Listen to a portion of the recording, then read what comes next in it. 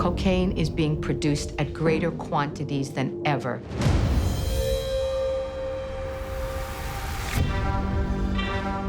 Invisibles are the future of the cocaine trade. They don't want a gold-plated Uzi. They don't want to touch a kilo of cocaine. They've realized their best protection is just not being on anyone's radar at all. The hunt for Pablo Escobar, the Colombian drug lord, ended today.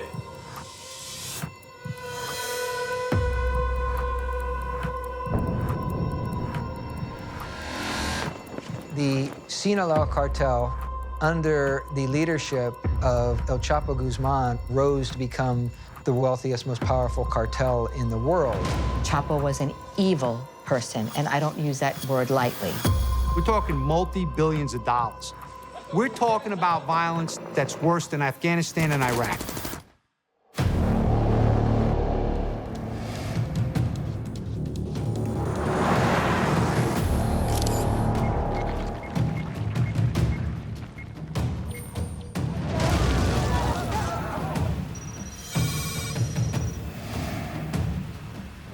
A good 80% of the cocaine that finally gets here to the United States is probably going through Guatemala.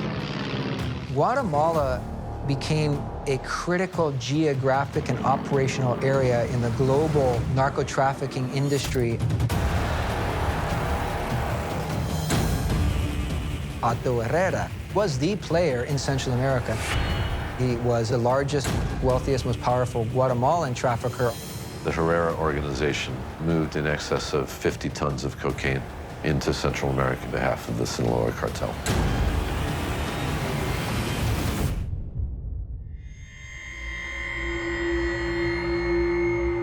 I never envisioned how big this was going to get. The logistics, the loads, the storage, the whole entire Guatemalan operation was being run by me.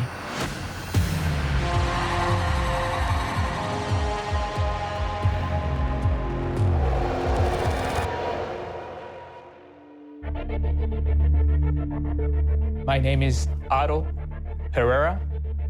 I was born in Guatemala. My name is Stephen Fraga. I'm a special agent of the United States Drug Enforcement Administration. My father used to work for an American company down in Guatemala, so we had the chance to attend American school.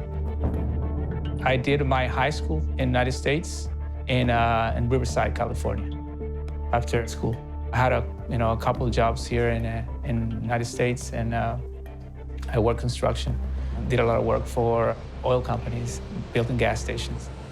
When he was in California, he married an American woman. When he returned to Guatemala, he had a wife and a young family. So he was looking for work. I returned to Guatemala with my wife and my first daughter.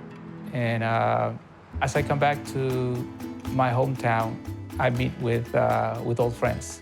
And I started a new business with them, a trucking company. I'm making a living, but it's not enough. We were aware that there was airplanes landing in the area from Colombia, and they were bringing cocaine into the area. The reason that we knew this because a few months earlier, there was a plane crash close by. An airplane crashed with a full load of cocaine, and cocaine was spread out all over the fields. Because of where Guatemala sits in Central America, it is an ideal location geographically as a landing point for cocaine shipments from Colombia that were transferred by plane. One of my friends, we always spoke about how well his brother was doing, making real money, and how little did we see him work. We had a yard where we parked all our equipment, and I noticed that his brother had a box truck parked at the yard that hardly ever moved. So I opened up the box truck. What I found was lights and generators and radio equipment to land airplanes during the night.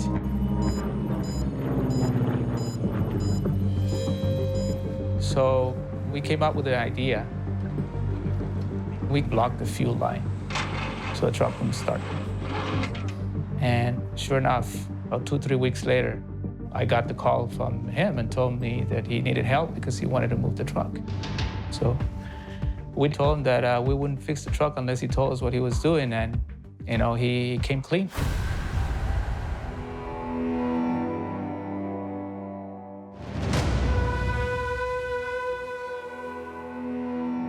For me, at first, it was like the opportunity of making real money. I could assume that it was going to be risky, so it had to be good pay. Otto Herrera saw an opportunity and provided valuable assistance to that organization. I knew what I was getting into. I knew there was a big responsibility.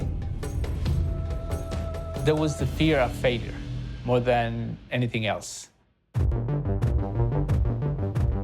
Herrera maintained a couple of skill sets that were unique that could be used within the drug trafficking arena. I grew up in a banana plantation watching the crop dusters work every day.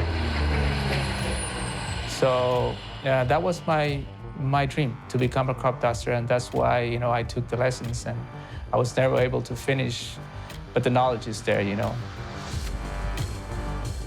knew how to fly planes, knew how to assess properties that could be utilized as airfields.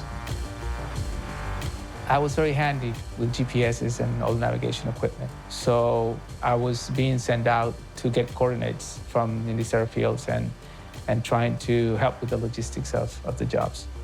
I was just thinking about getting ahead, making money and trying to provide my family with a better life. I never envisioned how big this was going to get. I never did.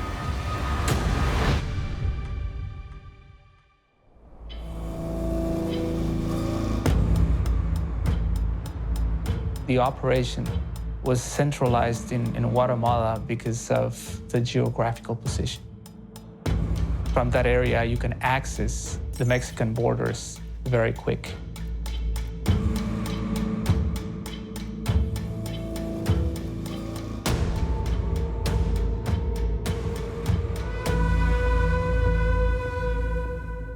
The shipments came into Guatemala, and it was our responsibility to help these aircrafts land.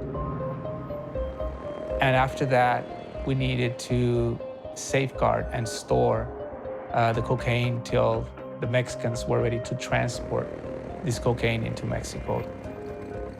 To call them airstrips is an insult to airstrips, but these are basically small roads in the grass that they make, where they have the small planes land with cocaine.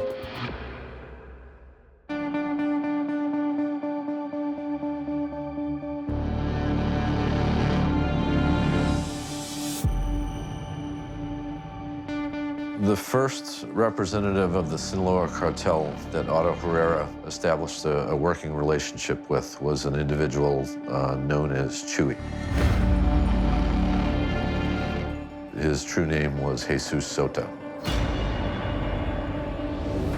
Chuy played a very important role in the Sinaloa cartel. He was pretty much in charge of Guatemala and the rest of countries in Central America. Everything I learned about trafficking, about drug trafficking, I learned from Chuy. The way to approach people, the way to negotiate deals. Most important was to learn what the people in Sinaloa liked, to be loyal to them and to work strictly for them.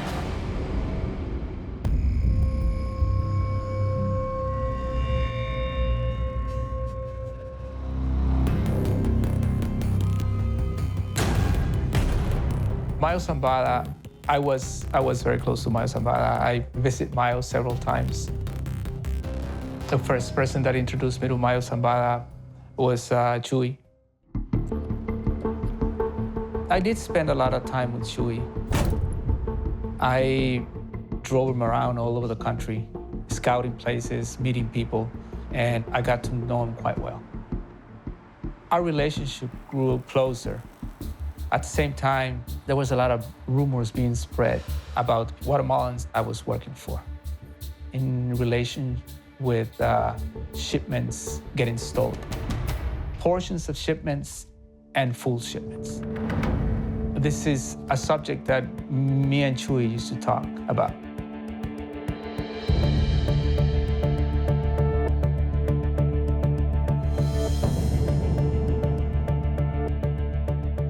I was instructed to take the shipment over to the border.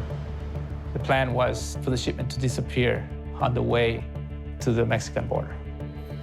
I did fear for my life because I had a feeling that with that shipment, I was going to disappear too. They knew about my relationship with Chuy already. They knew I was very close to them. So I figured that if the load disappeared, I would disappear too. I got a hold of Chuy and told him what I was going to do. I switched the drugs to a different truck. And I took off. I took off without telling anybody.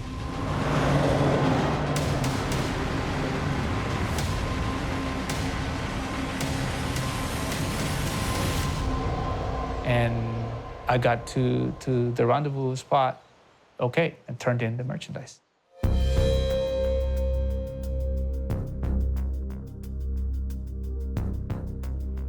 Chuy brought me in and told me, from here on, you will be my employee. You have nothing to do with them anymore. I knew they were not going to be happy.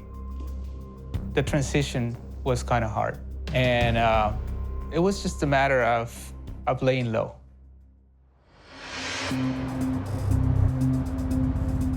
As time went by, more responsibility was laid on me. And I became that link in between the Colombians and the Sinaloa cartel. Chuy, on behalf of the Sinaloa cartel, recognized Otto Herrera's discipline, communication, attention to detail, business sense, the fact that Otto Herrera was a person that did not desire attention. I kept a very low profile around my family. It was a secret to my wife what was going on. If you were going to work for me, you had to be straight. I didn't allow anybody to use drugs because I didn't use it. It's a different story with the Mexicans. I think it's part of their narco culture. Chuy always struggled with drug addiction, a heavy drug addiction. And I tried to stay away from him when he was in his rampages, because he was a totally different person. He got very violent. Chuy, at a social event in Mexico, he started drinking and he started doing drugs at the event. And first thing he did was go after a gun.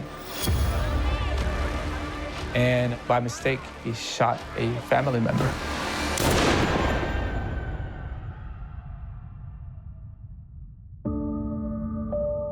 It was a tragedy.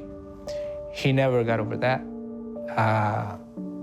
I think his drug use increased after that.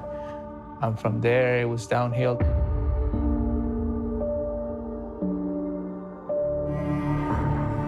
After a year, or a little longer after a year, he came to me and said, Otto, you can run this yourself.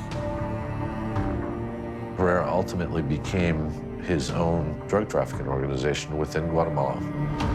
The Herrera organization moved in excess of 50 tons of cocaine into Central America on behalf of the Sinaloa cartel. I don't think Otto Herrera ever considered that he would be arrested.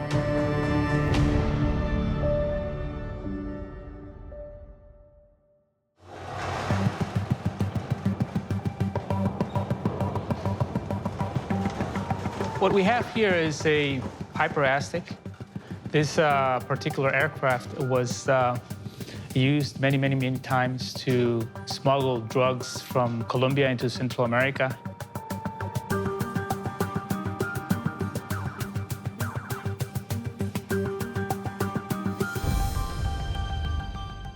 In order to get this done with this aircraft, you have to do a lot of custom work on it. The main idea is to create enough space to put our load in it. Anything from 700 to 900 kilos. It's about 16 to 1,800 pounds. The wiring of this aircraft is very heavy, believe it or not. So a lot of the wiring is stripped out. The transponder is used when the plane has an accident, so it's stripped out of it too. One of the most important things that came out was the radio system, which is very heavy. Most of the seats go, all the upholstery goes. This seat right here was always removed, and it was replaced with an extra fuel container. So as you remove equipment, that makes the aircraft lighter, which increases the payload on it. When the custom work was done, that would put it up to, close to $6 million loads when it was at full capacity. It's an incredible amount of money. At the same time, there's a very, very significant cost to manage these transportation infrastructures. For instance, a single-engine aircraft may be in upwards of $1 or $2 million. It includes the payment to pilots to fly the airplanes, people who load the aircraft with the cocaine, air traffic controllers, police, or military in corrupt countries to allow aircraft to safely exit countries. There's a very, very significant amount of money that's paid into the operation.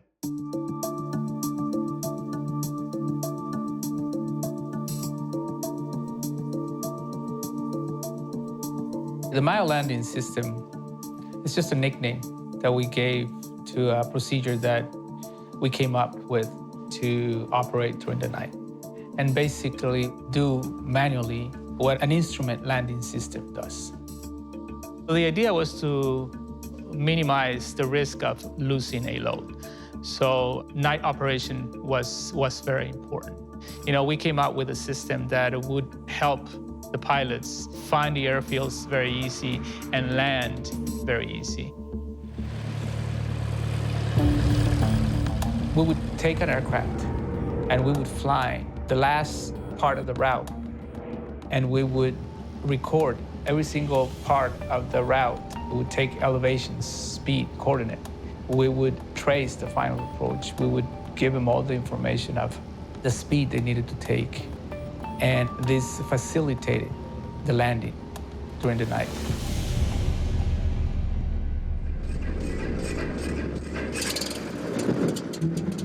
The main idea is to fly into international waters as quick as possible. And the route takes you through the Caribbean and into the Caribbean shores of Guatemala. The main idea is for the receiving end to have a clandestine airfield the closest to the ocean as possible. The flights would enter Central America during the hours of darkness, early morning, 1, 2, 3 o'clock in the morning. As they do their final approach, everything is done on the dark. Last 2 or 3 minutes of the final approach are the most crucial.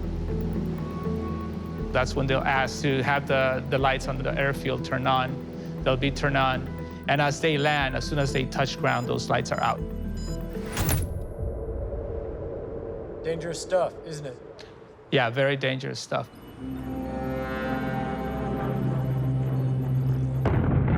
These operations are not for normal pilots. It's a special breed of pilot that can do this type of operations.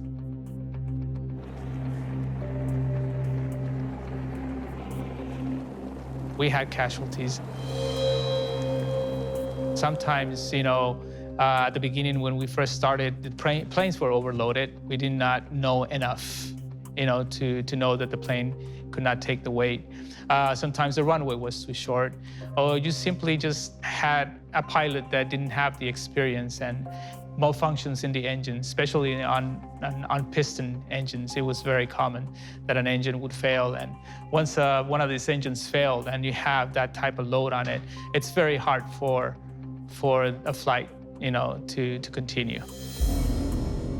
I did lose a friend. The person just misread his instruments and crashed against a mountain coming out of Colombia. You can't do nothing about it, but wait for, the authorities to come and rescue whoever is alive and, recover the load. And that's how you find out, through the news.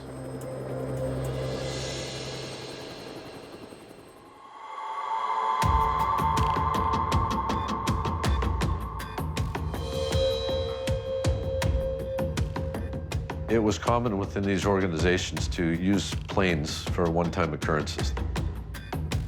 They would use bulldozers to dig massive holes. The planes would be buried at landing strip sites and simply turned into aircraft graveyards.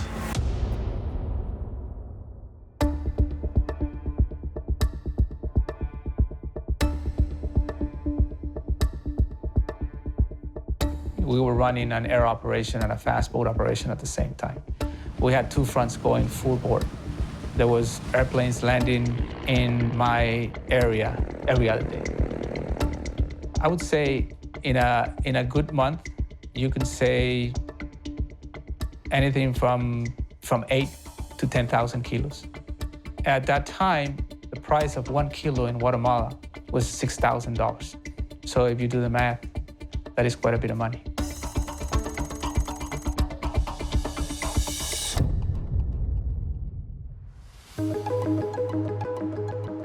So Chuy told me how it feels that I can run the whole entire Guatemala operation. There's going to be a difference. You're going to have a percentage on every load that comes. I will not pay you a salary like I've been paying. From here on, 10% of everything, every load that we get into Guatemala and that you handle is going to be yours. It's typical in the drug trafficking trade for people to be paid in cocaine. If I have a shipment coming in from Colombia with 1,000 kilos, that means that 100 kilos are mine, and that I can do with that, whatever I want.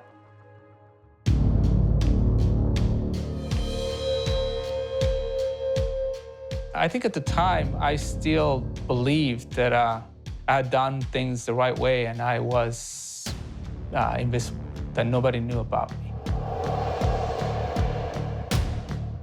I think I was not being careful enough. After a while, you do this so often that for you, it becomes just, another day at the office, and you start doing things a little bit more careless.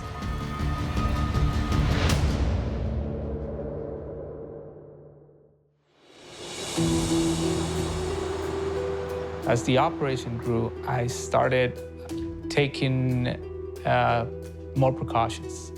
I knew that the responsibility lay on me, so I had to take better care of myself. From there on, I really screened every single person that I had contact with, and that was my safety mechanism.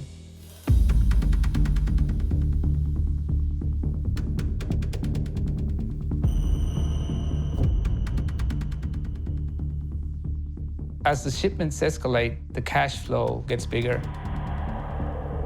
I had a safe house in Guatemala in Zone 14, a house that was used to store money.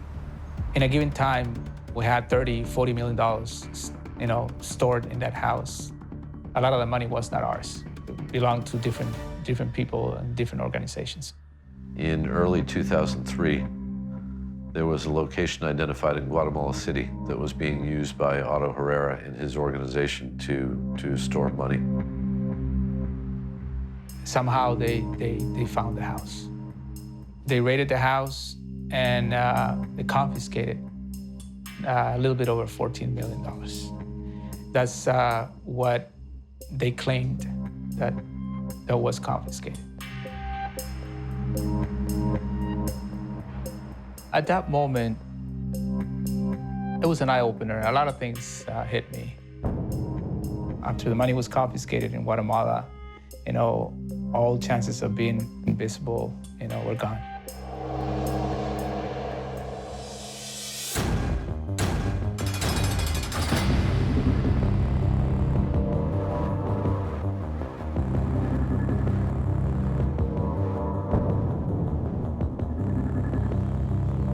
Right after that seizure, agents in Guatemala paid a visit to Otto Herrera's wife and made it very clear to her that he should make contact with the Drug Enforcement Administration, with the DEA.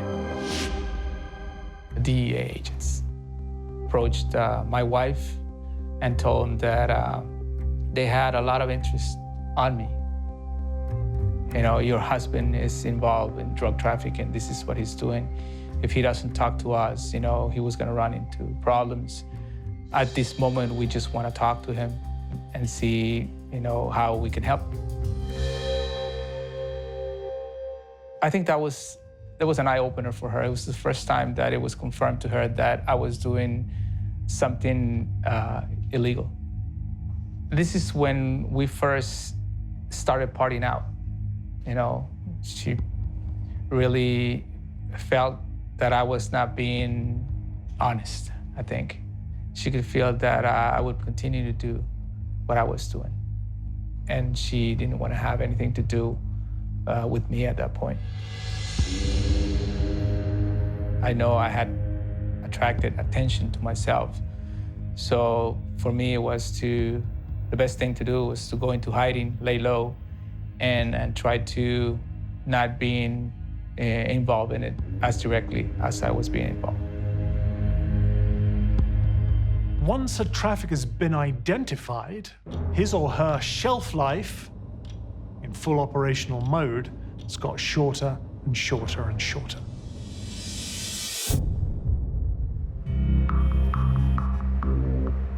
Late 2006, I have a visit from another Sinaloa cartel member, and he tells me the story.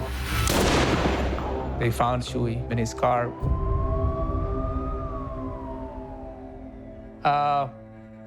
Chuy got killed. He gets killed in Culiacan, Sinaloa.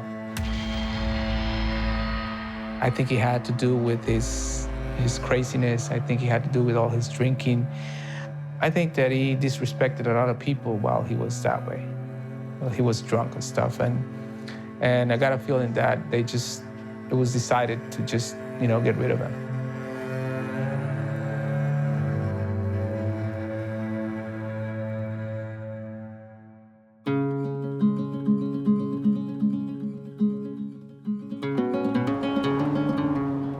He gets adopted by the Sinaloa cartel, and he's detailed to Colombia.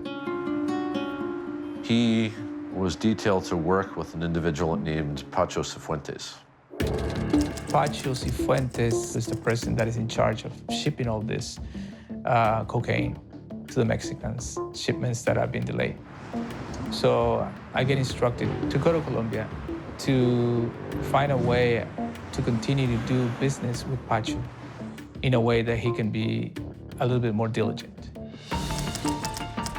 Francisco Cifuentes Villa, better known as Pacho Cifuentes, was a pilot for Pablo Escobar and the Medellin cartel. After Pablo Escobar's death, he goes into business for himself, and he sets up an extremely prolific and lucrative route via Central America, particularly Guatemala. We met for a couple of days, and it started a new era of business with him. Pacho Cifuentes was another person that recognized the skill sets of Otto Herrera, in a sense that it made the organization from the South America side more efficient.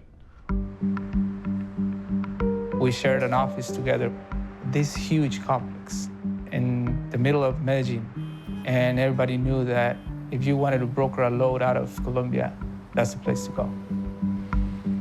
Pacho was very good at what he did. At that time, I think there was not a better person to ship drugs out of Colombia.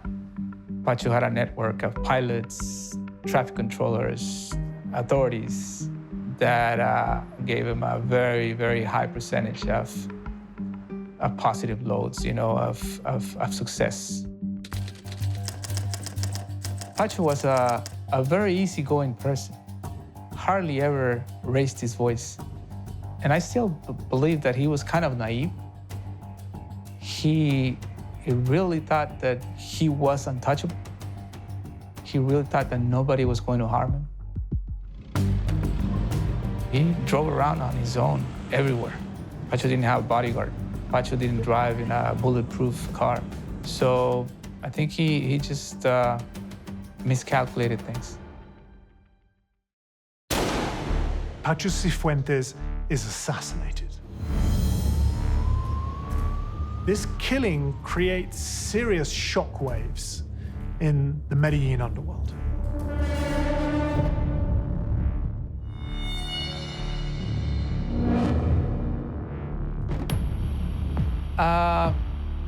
Pacho was a good friend. I did really feel unprotected because I could move around as freely as he could because of his shape. So what's gonna happen to me now? There was a certain fear.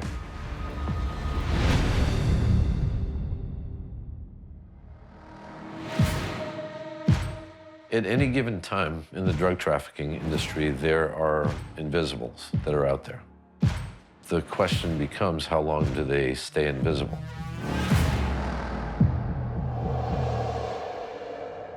I was assigned in 2005 to a unit of the Drug Enforcement Administration called the Bilateral Investigations Unit.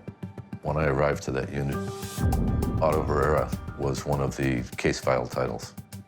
A very wanted subject by the Drug Enforcement Administration and the US government. We were not positive of what his whereabouts were. There was rumor that he was in Mexico. My sense at that time that he was in hiding somewhere in remote locations in Guatemala. We just weren't positive actually where he was.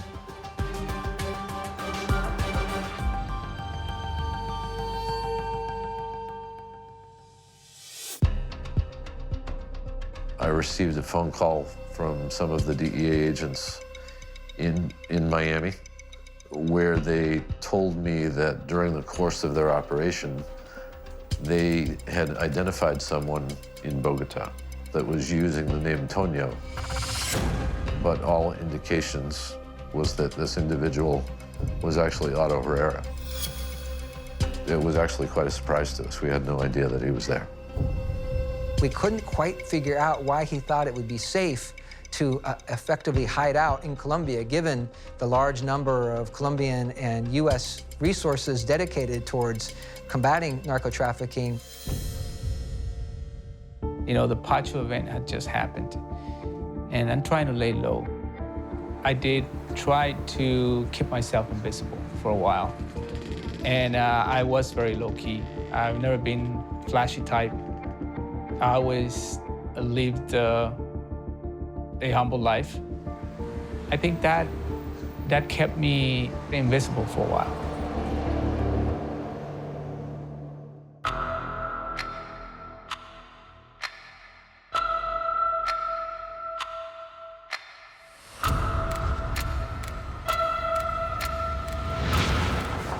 Out of nowhere, I could only see three officers, a lady and two guys. They put me not in a police car, just in a normal car. And they start driving through Bogota.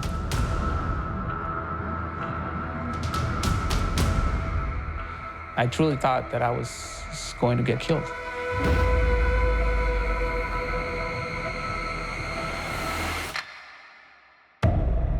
Otto Herrera was arrested in Colombia.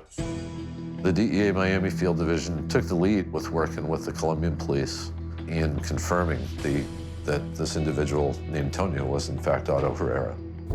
And it ultimately resulted in him being arrested. on the street in a vehicle car stop in Colombia. I knew that I had been, laundering money. I knew I've been trafficking drugs. I knew that this was going to catch up with me sooner or later. And basically, that's what happened.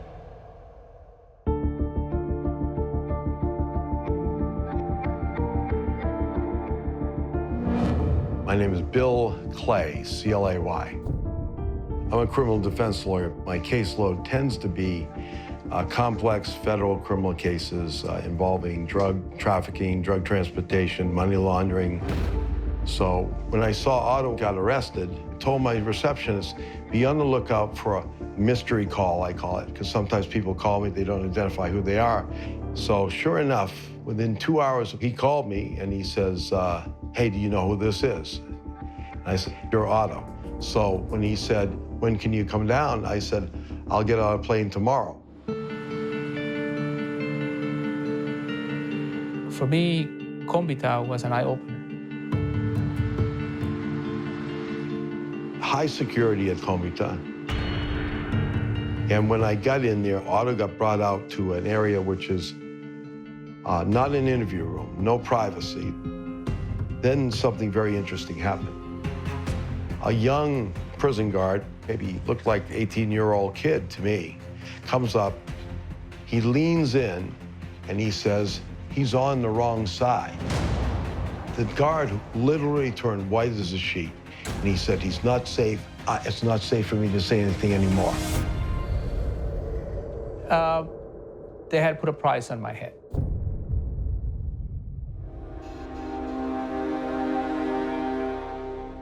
I guess there was people that had a lot of fear that I come to the States and tell the story. So they wanted to make sure that didn't happen. You can be killed in any place, in any prison, probably anywhere in the world, but you're a higher risk in Colombia than you would be in a US prison. And at that point in time, I think the risk was very high for Otto. Bill approached the right people so I could be in a safer area in the prison. DEA had Otto transferred with the other extraditables. And then they instituted security procedures to safeguard him, that they would wake him up every 2 hours to see if he had been poisoned.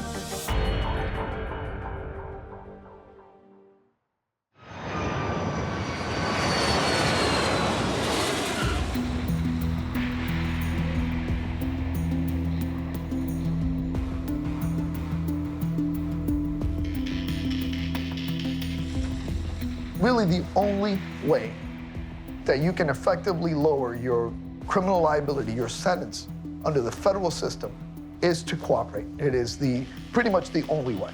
I mean, you can argue that you're old, that you're sick, you're tired, you've got a disease, whatever it is, your mommy beat you up when you were a kid. That's not really going to work, especially not at that level.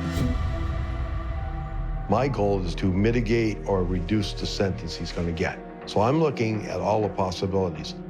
I go right to work. My mind just focuses on what can we do to maximize benefits for Otto.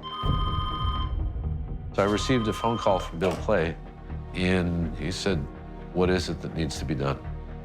As Colombians would say, what kind of positivos can we produce for the United States government? But I told Bill, I said, there's no question that Otto needs to get on board or cooperate with us.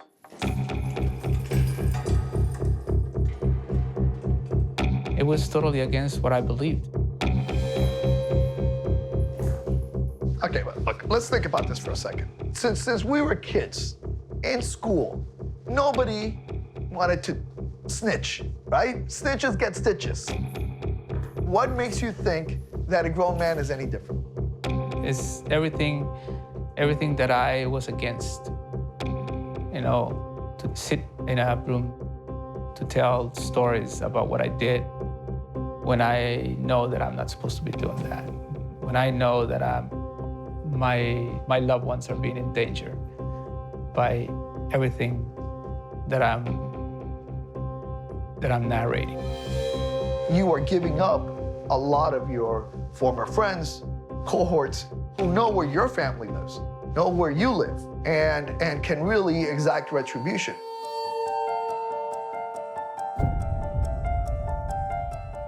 I thought, how the hell am I going to get across to this guy? How am I going to get this point across?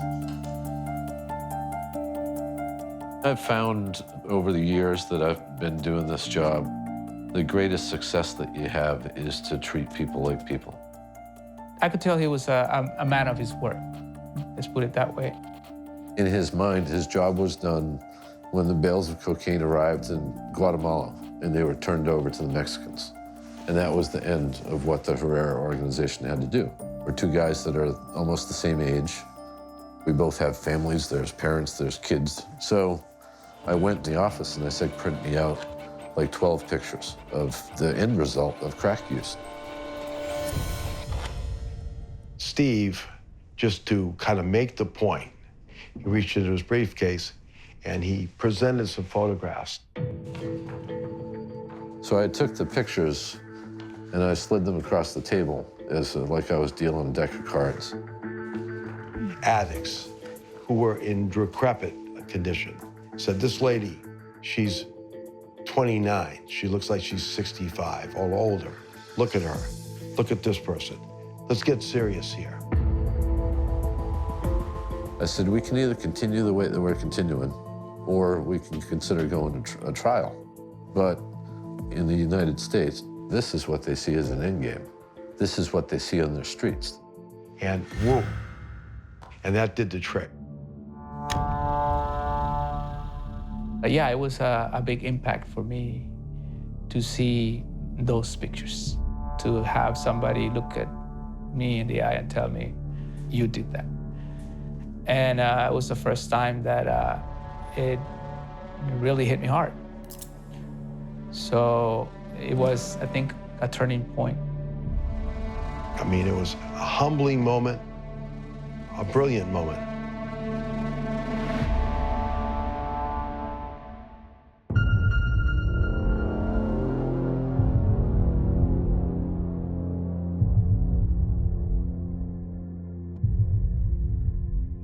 In that cocaine trafficking industry, it is powered by greed, and it's powered by ego.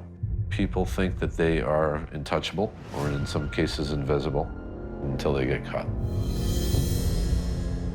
My process is not over yet. As part of my sentence, I have supervised release. I'm 50% done with it. It's something that reminds me every day that I have to walk a straight line. Well, let me just say, I've seen them all the types of drug traffickers. I've seen the soulless ones, which may be kind of presumptuous to say someone's soulless, but by the way they act, they sure look soulless. They sure look like they have no remorse. Otto has remorse. I've been involved in this case for 14 years. I know the agents that were involved in this case before. We have never been able to substantiate any act of violence that's attributed to Otto Herrera. I think because of the way that I carried myself, that kept me most of the time away from all those events. I would never recommend anybody to follow up on my footsteps. It's just not gonna bring him any good. The pressure and all the stress and everything, the responsibility takes over you. And the fact that you know that you're doing something illegal. So you change as a person and you forget what's important in life.